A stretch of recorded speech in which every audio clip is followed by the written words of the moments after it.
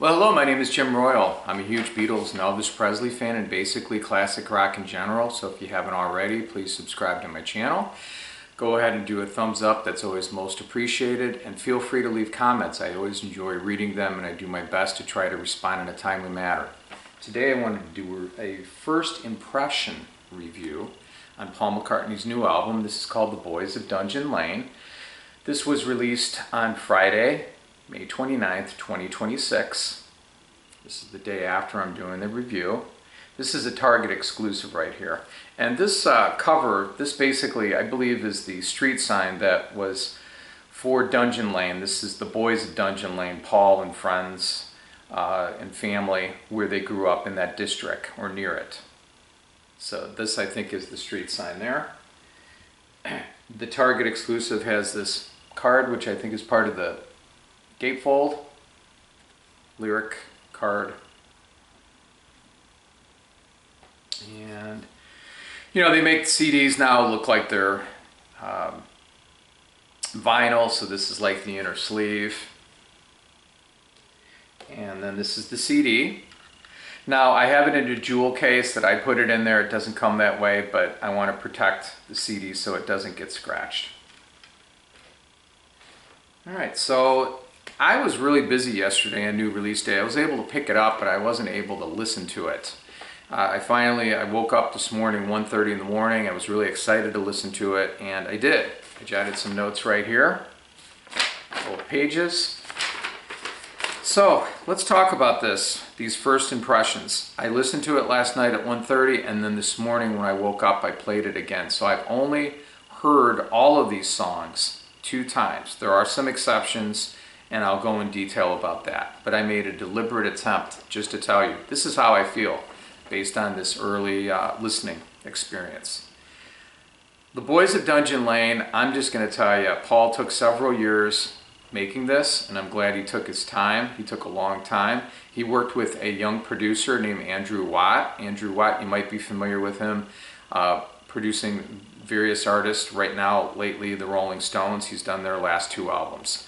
Of the 14 songs on here, Andrew co-wrote 4 of them, and Paul McCartney is playing most of the instrumentation on this album, which I really like. Andrew was also playing instrumentation, so it's primarily both of them, largely Paul, and then there's some isolated things where other people are playing here or there. Does this album, I was told this is a concept album. Does this hit the nostalgia? Does it fit the concept album about the Boys of Dungeon Lane growing up in Liverpool? Of the 14 songs, in my opinion, 9 of them, I believe, talk about that. So I would say, yeah, it pulls it off pretty well.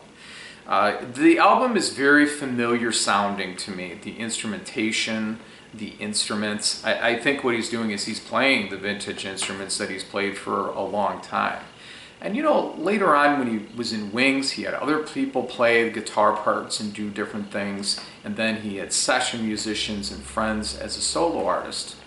Why it sounds so familiar is because you can hear his guitar style, his guitar playing, or whatever on there at the piano. And you're like, I know that's Paul. That's also what I like. This is a very upbeat album as a whole. It's looking back fondly, in my opinion, at the past overall. It also talks about love and how complicated that can be in some of the other songs. All right, I'm going to tell you right now, I'm giving this 10 out of 10 stars, 10 being the best. I am also saying that this is the best album of Paul from the 21st century. I think it's right up there with Chaos and Creation in the Backyard. And I just am I initially was a little concerned because I thought he's got voice issues possibly. He's older. We've heard him. How does he deliver on this? So pleasantly surprised. I was so happy with this. Paul is older Paul, but he knows his limitations. He knows how far he can go, and he takes it to the limit. That's also what I like about this. They don't mask his voice. They don't auto-tune it. It's natural. And they're also using vintage old recording equipment too, and that's also why it feels comfortable. This is really a nice physical media experience. So let's talk about these songs, shall we? The first song is As You Lie There. This is a nice rocker. Spoken intro, and parts of the song are also spoken. He talks about a one-time girlfriend, and he's asking her the question, do I cross your mind? You know, when you're laying there in bed, do you think about me all these years later? I like the nice middle eighth, the different passages, the instrumental breaks, nice guitar, piano from Paul. Very good song, very good. And he knows just how far he can go with his voice to pull it off. Second song, Lost Horizon. Now, besides the 2 times that I've heard this, I also heard it one time yesterday on Sirius Radio. They played it, so I was fortunate enough to hear this. Nice tune. It's another rocker, but it's medium tempo. It's thoughts of the past, of sharing memories. Very Flaming Pie era, in my opinion. Sounding guitars like on the single "The World Tonight," if you remember that one from Flaming Pie. It sounds just like that. Guitar sounds just like it, and you know why? Because Paul played the guitar on it, so it's got that nice guitar sound. Nice harmony, backing vocals from Paul. I think he has a really good voice on this one. I really like this. I would say this is very good. All right, song number 3. This is what I would say is a modern classic from Paul. It's the hit off this album, if there was to be one. It's called Days We Left Behind. Again, he's talking about the past. He specifically brings up in the lyrics the boys of Dungeon Lane. So if this was going to be the title cut, this is as close as it gets on this album. Nice piano ballad with guitar plucking strings. Nothing even stays, nothing comes to mind, the days we left behind. He talks of the past in fond recollection. It's very good. I heard this once before on my phone, and the phone just does not do it justice. You really have to listen to it. For me, I listened to it on a CD player, and I had some speakers. They're not, expensive speakers either. None of it was very expensive. But when you listen to something on physical media, it's just, you can hear it full, and it sounds great. And then I also heard it once on Sirius Radio about a month ago on the Beatles station, and then I watched Saturday Night Live, and he performed it on there too. Really excellent tune. I really like it. And I really like the deep felt lyrics.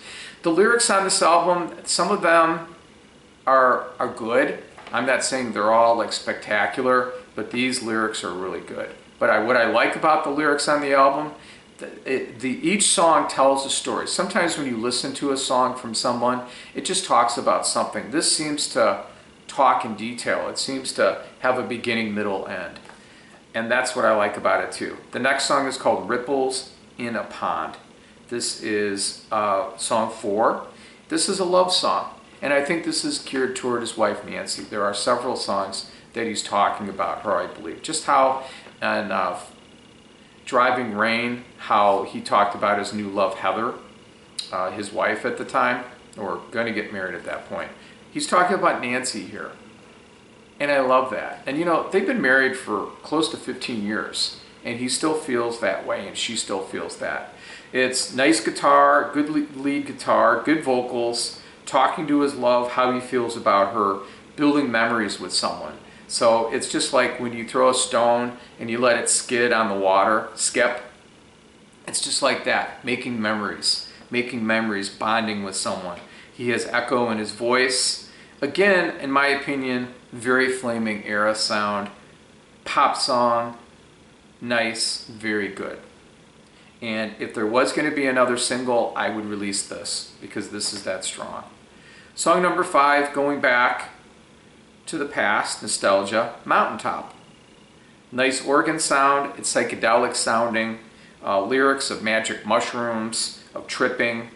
I enjoyed the middle 8, the instrumental part, talking of hanging with someone that they're fond of, flanging vocals, also in parts. Very good sound. I like how it then kicks into a trippy guitar lead at some point in the song. Just does a really excellent job. And at the end, I believe the closing, the spoken part, I think is his wife, Nancy. You know how a lot of times the Beatles would have, like, I Am the Walrus, you hear a voice that was from Shakespeare, you know, talking at the end. I think you hear her there. Very good song. All right, another song dealing with nostalgia. This is called Down South. This is, I believe, talking about his adventures on a bus and hitchhiking with George, I think specifically, and then maybe the hitchhiking with John. Paul and George met on the bus, and they met through their love of music and rock and roll, among other things. And this is what it says that they're talking about here, long before they learned how to twist and shout, which literally they did when they were the Beatles, and they covered that song too. Just the two of them. A good way to get to know each other, find a way to work things out, bumming around. Nice middle eight, and I like the lead. Very good.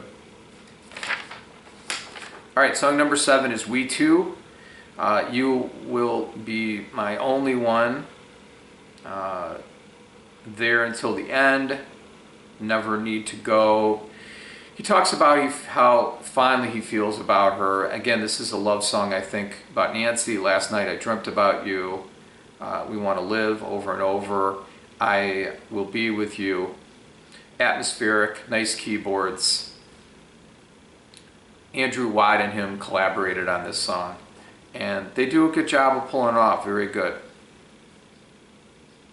All right, song number 8. The next, if you flip the album over, if you have a vinyl, Come Inside. This is another rocker. Nice guitar, up-tempo hook. Come Inside My Way. Take a look at his mind as an open book. Listen to him for who he is. Nothing else keeps them apart. Open up your mind. Nothing else keep them, very, very good up-tempo rocker. I really enjoy this a lot. Again, he knows the limits of his voice, and he delivers. All right, now we have song number 9. This is a love song, called Never Know. I want to be the only one rooting for you. All you do means so much to me. He wants love and peace. He loves the person, but his heart is breaking and his mind is black and blue. And I think this is what happens in relationships sometimes, and he's being honest. You disagree or just see things differently. You really are head over heels in love with someone sometimes, and sometimes you just can't meet, eye to eye. But it's just nice. It's honest, and that's what I like about it. Something, let's see. Make you see, I will always be there, only want to be there for you. I like how the song switches a little bit, goes back and forth, the middle 8, that's always fun. Love is complicated, it surely is. I like the flute sounds in it. I like the lead guitar with the keyboards. Very good song. Song number 10 is called Home to Us. Now this is the song that is the duet with Ringo Starr, and it's show-tuney in the sense that they switch off, when they sing to each other, and it's fun. Andrew Watt helped Paul write this song, and I am pleasantly surprised to say that Ringo plays drums on it and he plays tambourine. I looked at the note, I listened to it and I'm like, I gotta look at these, at the liner notes on here. Yes, it sounds like Ringo, and I love that sound. Guitar intro sounds familiar, talks about the past, and very fondly, and the memories of his hometown Liverpool, and it was war-torn. It was a struggle growing up there. Many of the buildings, because of the attacks, were collapsing, and it wasn't a safe place, and it was a rough area to live, but it was home to them. And it talks about, Ringo's mom burning the toast, just childhood memories of being there and things that meant so much at the time, even the little things. And then playing in the street, it says, roses in the yard begin to wilt, turn to dust. Very Beatley sounding, in my opinion. I did hear this once before on the iPhone. Again, this doesn't do it justice. I would say very good. All right, the next song is called Life Can Be Hard. She calls me up, enchanted by her beauty, excited by the notion that she loves me, excited every time we meet. This is another love song, I think, toward Nancy. Dreamlike keyboards, synthesizers, nice backing bass. It has that 40 sound at time, I think, that is slipping in there. It's very good song. Song number 12 is First Star of the Night. It's very dreamy. This is another love song. Quiet, nice sound of bass and backing vocals. It has like an Abbey Road bass in my opinion, which I like. She shows her light like the first star of the night. The next song is called Salesman's Saint. This is about his mother and father. His mother is the saint and his father is the salesman. You have a trumpet in there, which sounds really good. Again, this is talking about how the family were struggling during the war, dealing with the rations and everything that was happening, dealing with the bombings, and then even in peace they were still struggling because they were struggling middle class and working real hard to make ends meet. That's what that talks about. I like the middle eight. I like the horn sounds, both. It's very nice acoustic guitar. It's old-time music sneaking into. It's like they go into this dance hall part, which I think is really cool. And they couldn't take any more, but they carried on. Okay, Mama Gets By is the last song. This is about Paul's mother. I really like this too. She has her own philosophy to get her through the struggles of life. Talks about how she really loves her husband, even though he's complicated. She loves his heart and soul. So anyway, that is my review. Thank you for watching my video, and you have a great day. All right, bye.